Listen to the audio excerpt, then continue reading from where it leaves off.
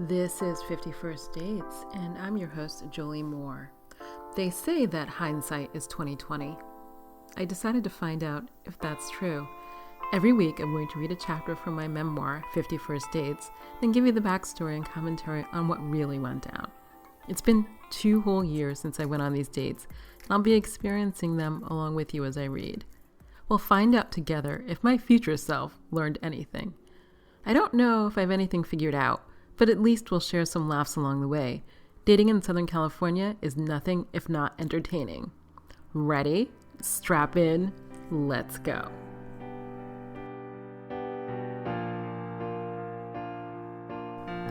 Welcome to 51st Dates. This is your host, Jolie Moore. It is episode 34, and wow, that's a lot. They come upon you pretty fast. So I had the most interesting Saturday. I am recording on Sunday, but I did wash my hair yesterday, so there you go. I had the most interesting day. So it's a long weekend where I am, and it's my last weekend before I go back to Southern California, and all that involved. But so last weekend, I think I mentioned on the podcast that I had met a guy, because there's always a guy, at this party. There's less COVID where I am, like way less COVID. So they still have parties with an immunity card and all that. But I went to a party and I met this guy, and I had the best conversation for like a few hours. And I was like, oh, we should get together again. And he was like, we should. So he started a new job actually and got kind of busy, but we were able to meet up this Saturday. So maybe a week later, I don't know. And so I spent like a lot of hours with him yesterday, maybe like 7 or 8 on a Saturday. And it was super, super interesting. So I think that, okay, so it wasn't a date, and so that's good.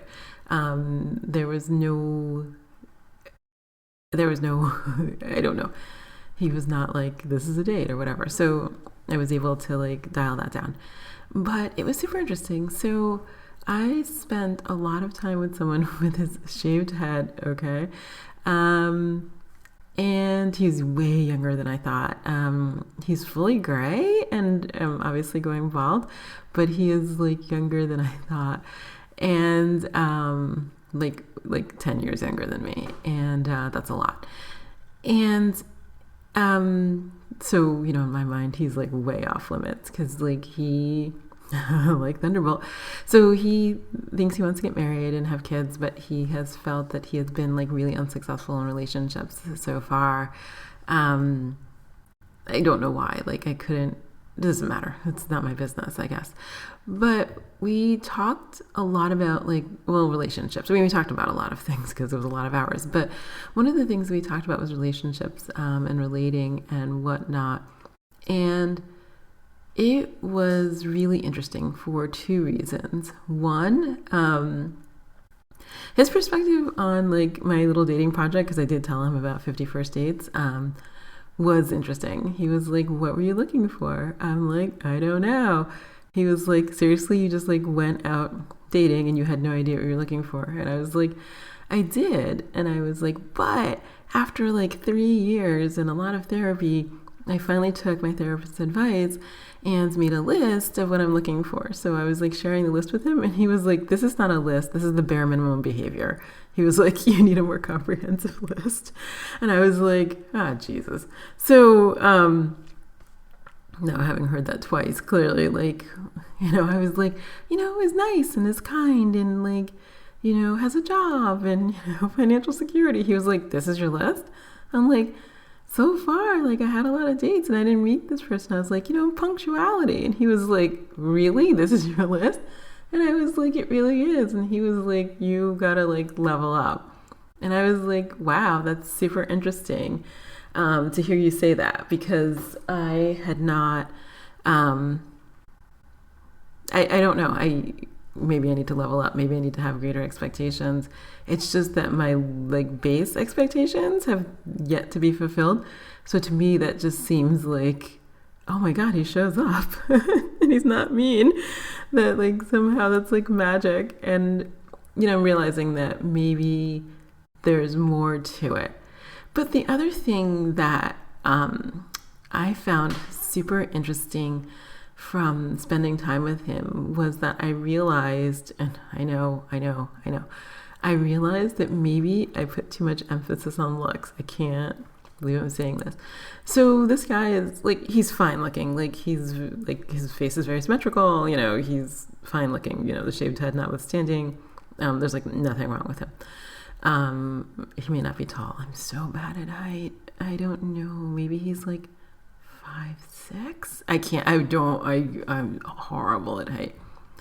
And I didn't ask him how tall I was because whatever. But I was like, we were sitting like at some point having like I had some wine and he had some like drink, and I was like, oh, you're really kind and you're nice and you're complimentary, and like we have some similar core values. I think that I could be attracted to you or someone like you, even though you don't have long hair and you're not an artist or whatever. I mean, he works in like accounting or tax or whatever.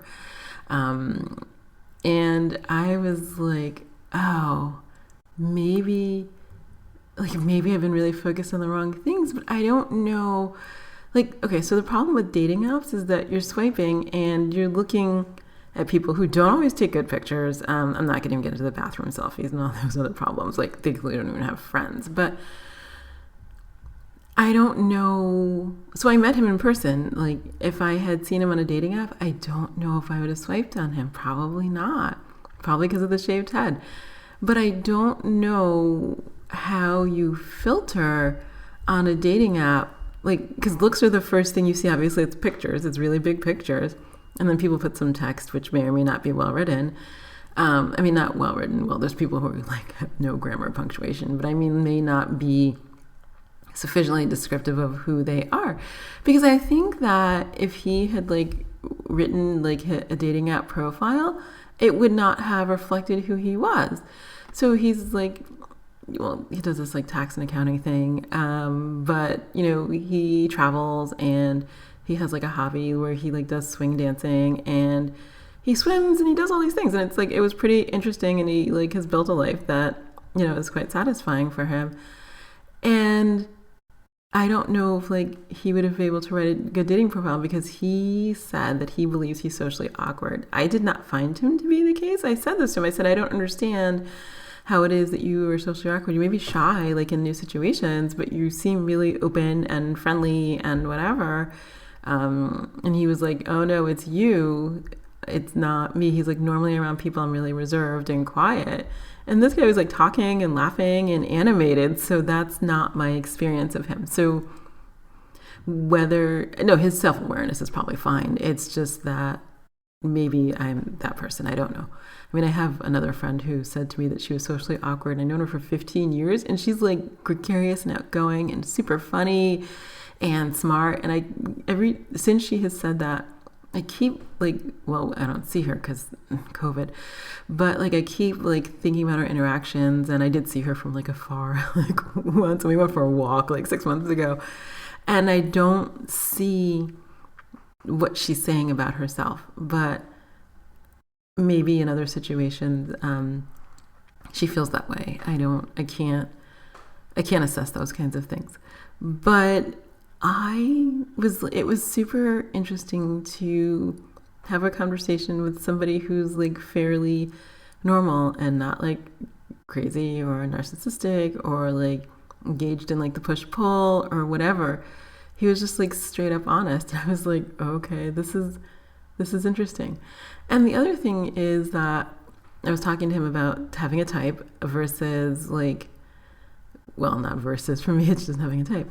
And I was like, do you have a type? He's like, I don't like blondes or whatever. I don't know. But he was like, other than that, he was like, I'm pretty like open. He was like, it's more about how the person makes me feel and how we interact in relationship. And I was like, that seems really thoughtful. Like, he's more about like the feeling and like the day-to-day interaction and how they work together than he is about like how pretty is she, or I don't want to say how pretty is she, he didn't say that, but like she has to look a certain way or be a certain height or weight or size or whatever. And maybe he has those preferences and didn't say, like, I'm not going to ask that. It's the kind of thing my mother would totally have asked, but it's not appropriate, or I don't actually need the information. So I was like, this is like revolutionary, because he kept saying to me, we were talking about like all these different things, because, you know, I've read nothing but books about relationships over the last year. And so I was giving him like a mini conclusion on like all these different books and, you know, what the takeaways were. And he was like, you know, you're really making me think, you know, I'm going to go home and like think a lot about this. You know, you've given me some insight or whatever. And I didn't say the same thing because I wasn't thinking about that. But I was thinking, I'm kind of tired. It's great hanging out with you, but I think I really actually have to go home and lay down because I'm really sleepy. But what I didn't realize is that when I woke up this morning is that I think he did the same thing. Like, he gave me like a lot of insight into that there's a greater group of people out there who have a greater capacity for relationship than I thought existed. So I'll leave you with this. I texted him last night a book, because I keep everything from Goodreads or Amazon or whatever, the book that I'm all into right at this moment, which I won't mention because I haven't quite started yet. I just saw her do like a YouTube video and it was so freaking fascinating that I downloaded the book, but then I went out, so I didn't have time to read. But he sent me this thing. So last night I sent him the book and then I did go to sleep. And so this morning I wake up to this text and it says, "I'm sorry for the slow reply. I've just dropped dead without checking my phone after getting home yesterday. I also had a great time. Thank you for the amazing company. You're really funny and also inspiring. It doesn't happen to me often that I enjoy someone's company this much." And then he said something about the stuff that we were talking about, which is his swing dancing or whatever. He sent me a video about that. And then something else. And he said, "So, you know, have a safe trip home and let me know when you're here again, because, you know, I come and go." He was like, "I'd be happy to have something spontaneous again when you're back in town." So, because we couldn't plan, because I'm not, you know, I have a lot of issues with divorce stuff I'm trying to deal with. And I have to like go to lawyers' offices and sign more documents. Lawyers here, lawyers there, lawyers everywhere. I feel like I should just send money to lawyers all over the world. But so I've been, you know, busy doing my own stuff and dealing with other stuff back in California. But it was like, you know what? It was inspiring. It was. I think he is hit the nail on the head. So I'm going forth with like a much more, what is the word I want? I've always had a great belief in the goodness of human beings, even when my life experience has not reflected that. And I think that he restored my faith in like men and dating. And I think it's going to be okay. So the only thing left is having the hard conversation with the one guy. There's only one left. I got rid of the second to last one. Was the only one left. And I talked to him a little bit about it, actually, this guy. And he was like, "Oh my God, you're going to say too much." He's like, "Just tell him you're done." He's like, "You don't need all the explanation and all that." He's like, "Because otherwise he'll find a way to weasel his way back in." And he's probably right about that. I'm going to really think about that advice when I'm on a plane. But wearing a mask, yay. But it's good to have my faith restored.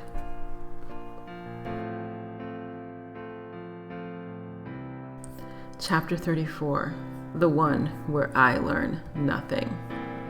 Changing the brain wiring of adults is a difficult thing. All I'm reading about brain science suggests it takes a very concerted effort. Because I'm nothing if not up for a challenge, I'm trying it anyway. First, there's an online class often referred to as the happiness class that I'm taking. Turns out what humans think will make them happy doesn't. Also, I've discovered that humans misread each other much of the time. The stories we tell ourselves about other people and our relationship with them are just that, stories. My soon-to-be rewired brain made a couple of decisions in the last few weeks. First, I decided that I was going to stop messing with Thunderbolt. That catnip of push-pull isn't healthy for anyone. Second, I was going to not only expand the pool of people I'm willing to date, I was going to be myself. 100% myself. God save these men from all of me. I'm shelving cool girl and funny girl and drinking girl. All my personas are going to be shoved deep into storage in the back of my virtual closet. The conversation I had with a trusted mentor led me straight to that decision. I was going on about how I didn't know how to act like a normal, securely attached person on a date. Every man I'd had a relationship with had told me in no uncertain terms that I was too much. Too loud, too talkative, too opinionated, too much bling. You name it, it's all been too much for someone. So I asked her if I should continue to tone myself down.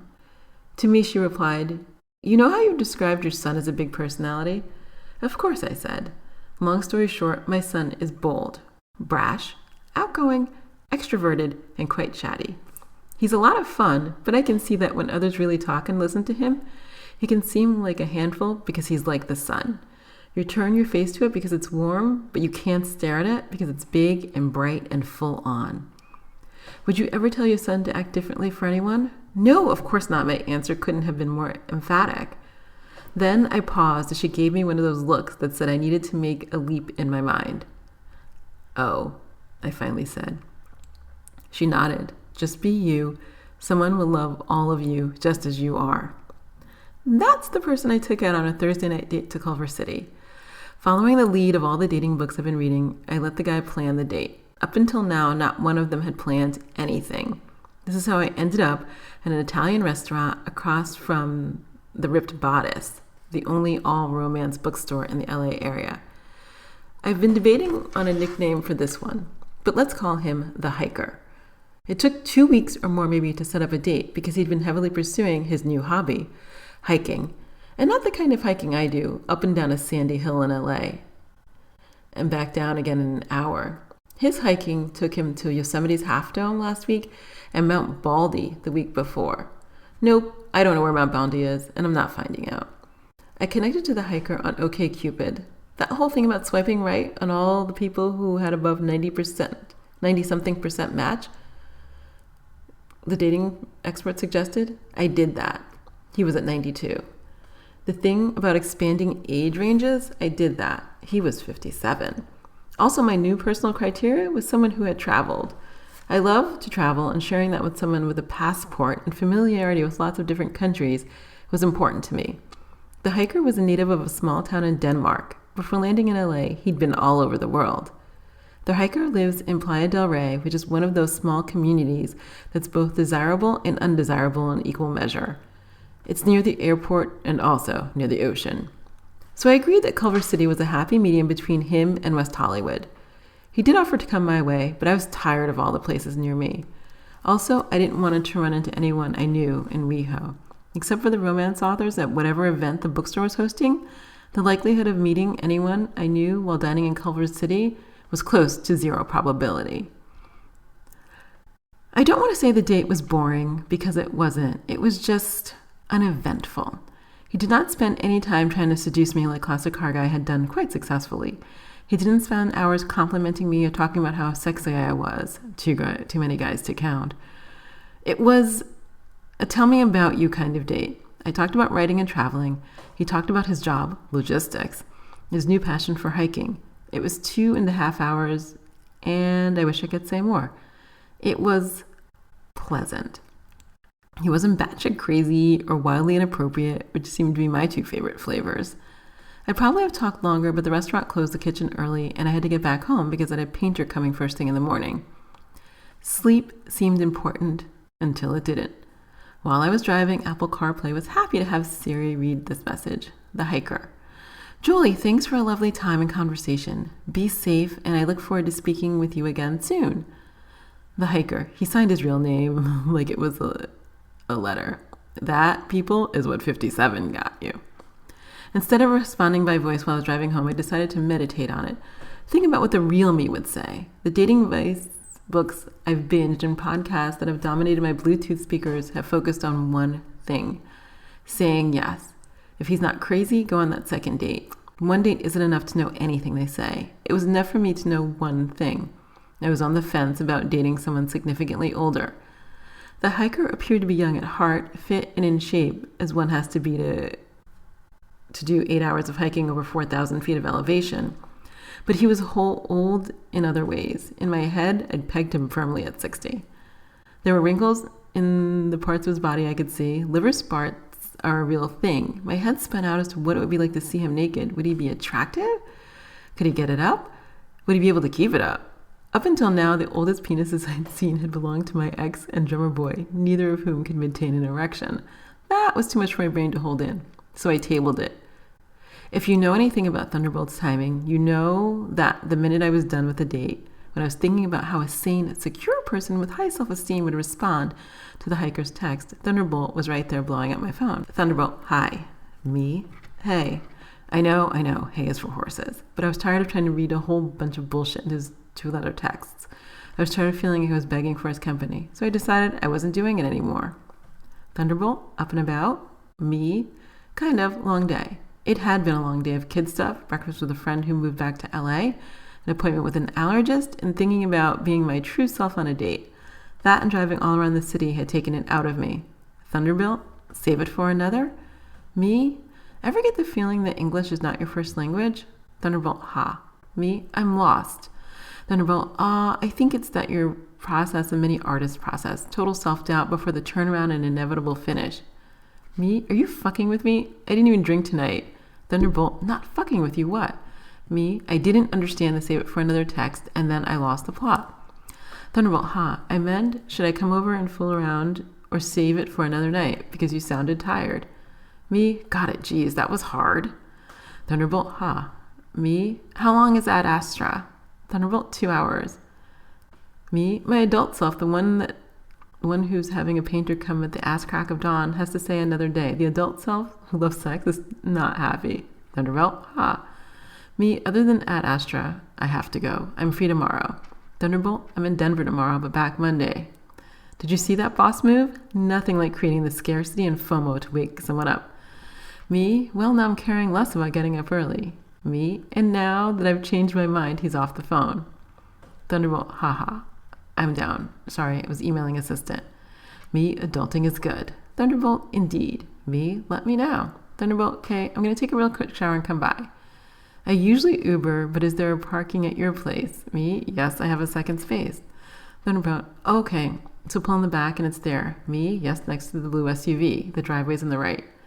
Thunderbolt has never driven to my house because West Hollywood is horrible to park at night and his older building had no designated parking. He never risked losing his space and instead opted for the $5 Uber ride around the corner. Instead of walking up my front walk, I heard the sound of a motor pulling behind my space. I poked my head out to make sure he found the back stairs. Why he drove? I couldn't say then because he didn't preview the most important part of all that driving until much later. All I can report is that he bought himself a luxury convertible. I test-drove the car the year when it came out because my ex wanted it. Ultimately, my ex bought a more luxurious car, but I remember the ride. Before I lose the plot here, back to Thunderbolt. He was his delightful, lovely self, not his shitty asshole self. He was about to embark on 3 or 4 weeks of travel around the U.S. showing his film. He was also happy that he'd had 3 or 4 different offers of distribution. I know that the push-pull is catnip for the maladjusted. I'm not unaware, but there I was with him on my tie-dye sheets anyway. A few weeks ago, I thought you couldn't go back. I couldn't have been more wrong. We were back in the groove. Probably the best sex I'd had this year, hands down. A friend once asked me what I liked about him.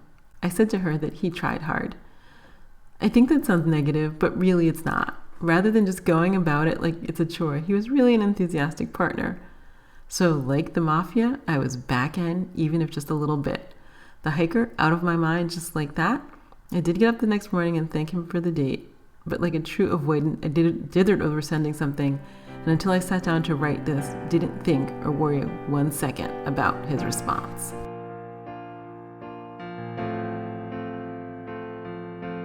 Ah, that damned car. I think I had alluded to it during the last podcast recording. So Thunderbolt, when I met him, didn't have a car. I don't think I knew that. Like at some point, Okay, look, he literally did live around the corner. So, I mean, like, and parking is like utter shit in West Hollywood. So I never asked him about the car. But, okay, let me say this.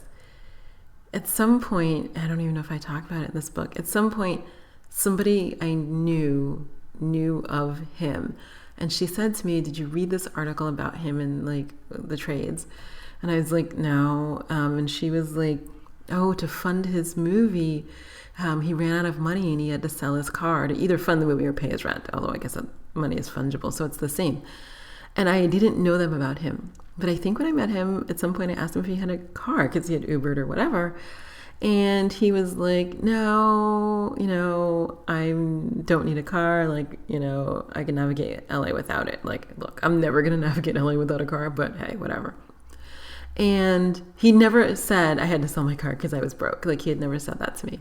I think I asked him what it was. He said it was a Honda. And I was like, oh, okay, they last forever. But, whatever, you do you. Like, don't care. So he, like, rolls up in this car and, like, man, he was like, did you see my car? I was like, I did. He's like, I got a new convertible. So during the summer, I think he had won a prize at a festival. I think the prize was like $17,000. I think I did look that up. And so what he did with the money, I guess, was buy that car. And I thought that was an interesting choice, especially since he like sort of made fun of me and my whole like luxury car thing, but whatever, right? So he did get the luxury 2-seater convertible, tiny car. And I didn't say anything about it. But it's one of those things, like when I was thinking about the whole low confidence thing, one of the things I realized about Thunderbolt is that when I met him, well, he didn't have a car. He was living in a studio. His movie hadn't sold. Like, he had a lot of things that I guess are not confidence inducing. And he changed over time, but I guess like he was flagging those changes. But I don't know, like, I don't really care about those kinds of things. So I'm not sure like what he was expecting me to do, like stand up and clapping with glee and go, yay, you got a new car, how cool. I'm not that person because I don't care. So he was back. I mean, apparently in this I said I needed to end things, but I didn't. And I can't say why, but the why is because I liked him, and he's funny, and he's smart, and good looking, and great at sex. What I didn't like about him is all the push-pull, but catnip for the maladjusted, so there you go. But look, I'm learning. Like, that's like a good 2 years ago in 2019, and I think that I know better now. So yes, it was a cautionary tale. Yes, live and learn. Apparently it takes a long time to learn. But I do feel like going forward, I have better tools, better knowledge, better self-awareness, and it can only get better.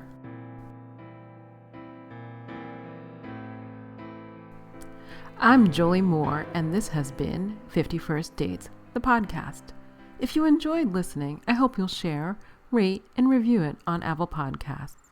It will help others find the craziness that is dating in Southern California. Also, please hit the subscribe button on your podcast app. If you'd like to read ahead, my memoir, 51st Dates, is available wherever books are sold. A link is always included in the show notes. I'm also a romance writer. If you want to know more about my books, please visit joliemoore.com for more information. You can also follow me on Instagram at XOJolieMoore, and on all social media at the same handle, XOJolieMoore. Thanks for listening, and I'll be in your ears next week.